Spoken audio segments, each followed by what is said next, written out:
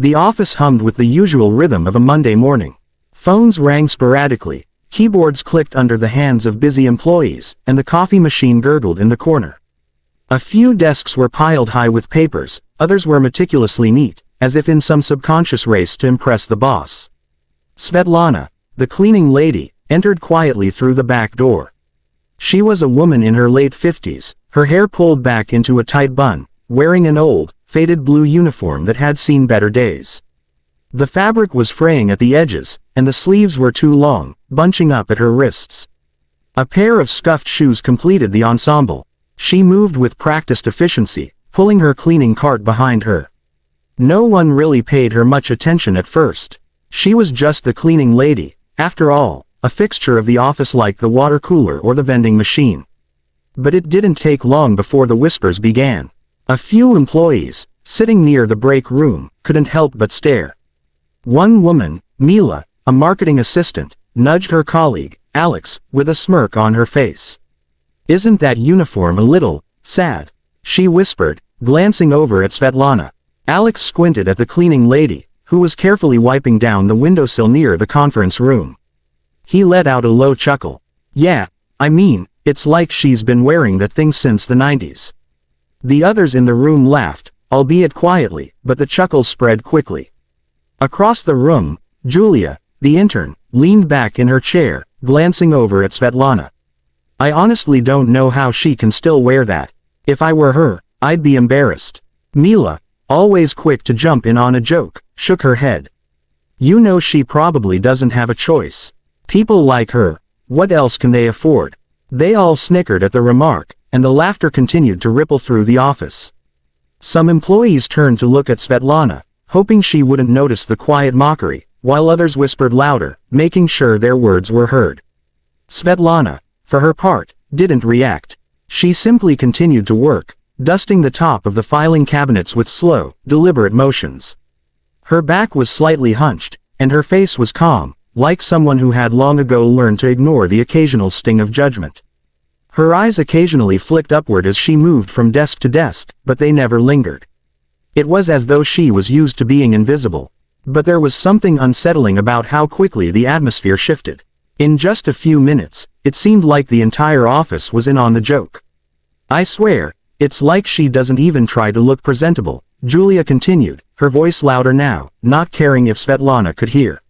"I mean, it's not like she's in some poor little village, right? She could at least buy something nice." A few more employees nodded in agreement, all caught up in the shared sense of superiority. For them, the humor was a way of reinforcing the invisible divide between them, the well-dressed, well-paid professionals, and the woman who had been hired to keep their office clean. Svetlana moved past their desks, stopping only to empty the trash bins. Her cart squeaked as she rolled it down the hall. No one said a word as she passed by them. The laughter had quieted, but the judgment hung in the air like a cloud. As she worked, Svetlana's expression remained neutral, but her eyes occasionally caught the glances directed her way. It was hard not to feel the weight of their ridicule, but she said nothing.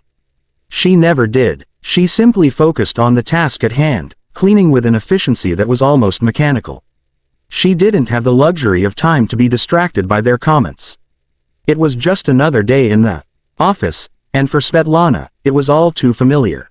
The employees' laughter and mockery were nothing new, she had heard it all before.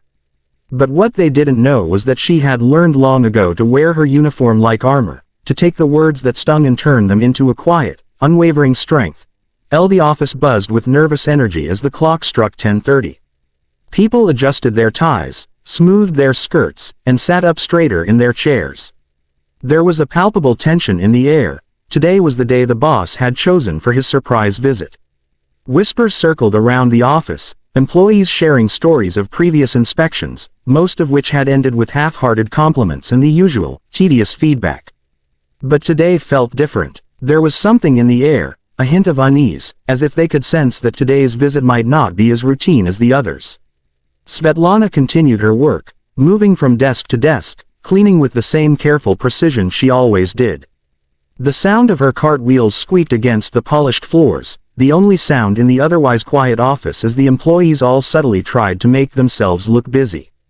The occasional flicker of a computer screen or a rustle of paper filled the silence, but no one spoke directly to her. Then, the front door opened with a faint whoosh of the air conditioning system. The boss had arrived. There was a sudden stillness in the room. The air seemed to freeze for a moment before the usual office noise started up again, but this time with a sense of urgency. People straightened up, adjusted their posture, and began to shuffle papers in a flurry of last-minute productivity. The once light atmosphere had turned tight, almost suffocating, as everyone tried to appear perfectly organized. The cleaning lady was the only one who didn't seem to notice the change. She moved quietly toward the break room, her eyes focused on her task, as if the boss's arrival was just another part of her routine. The employees all stood up when the boss entered the main area. He was tall, sharply dressed, with a crisp suit and polished shoes. His presence commanded attention, and for a moment, everyone seemed to hang on his every move. He greeted a few of the senior staff with a handshake, his tone formal yet not unfriendly. But his eyes were sharp, scanning every corner of the room. Svetlana didn't stop to acknowledge the arrival of the boss. She walked past him, making her way to the other side of the office to mop the floor near the printer. She had already noticed him when he walked in but didn't think twice about it. The boss was just another person passing through her day, like the rest of the employees who barely even acknowledged her existence. As she worked, she heard a soft voice behind her. "Svetlana, could you come here for a moment?" The tone wasn't commanding, but it was firm enough to capture her attention. She paused, wiped her hands on her uniform, and turned slowly to face him. The boss was standing a few feet away, watching her with an unreadable expression. "Yes, Mr. Ivanov," she asked quietly, her voice soft but clear. The office fell silent as the employees turned to watch the exchange. They had all expected Svetlana to be invisible during the visit, as she always had been. The sudden attention from the boss made the atmosphere feel even heavier. The boss's expression didn't change, but there was a subtle shift in his demeanor. He glanced around the office, then back at her. "I wanted to thank you for your work. You're doing an excellent job." Svetlana blinked, surprised. "Thank you, sir." A few of the employees exchanged puzzled glances, unsure of what was happening. The boss rarely, if ever, acknowledged the janitorial staff in this way. He continued, his voice steady but calm. "You're not just any cleaning lady, Svetlana." He paused, allowing the words to hang in the air. "You're an important part of this office. You've been here longer than most of us, haven't you?" Svetlana nodded slightly. "Yes, sir. I've been working here for 15 years. A soft murmur spread through the office.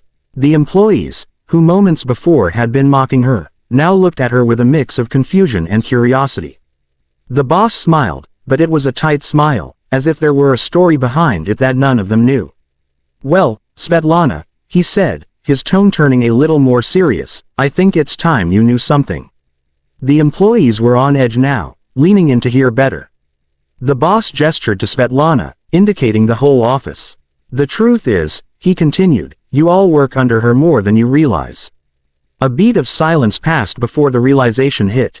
Svetlana, the woman they had laughed at, who wore a uniform they deemed sad, was actually the CEO's sister-in-law. Her husband, a quiet but influential figure in the company, had recently been promoted to a top position. And although she preferred to stay out of the limelight, her role within the company was far more significant than anyone in the office had ever known. The employees froze, their faces flushing with embarrassment. They had mocked her, laughed about her clothes, her lack of professionalism, and now it all felt like an unspoken betrayal. Svetlana remained composed, her face calm, though there was a flicker of something in her eyes. She had known this moment would come, even if she had never expected it to unfold this way. As the boss turned to leave, he looked back at the room of stunned employees. "Next time you think to judge someone," he said quietly, his voice carrying an edge of finality, "remember that appearances can be deceiving." The office was silent, save for the rustling of papers and the clicking of keyboards. The laughter that had once echoed around the room now felt hollow and distant.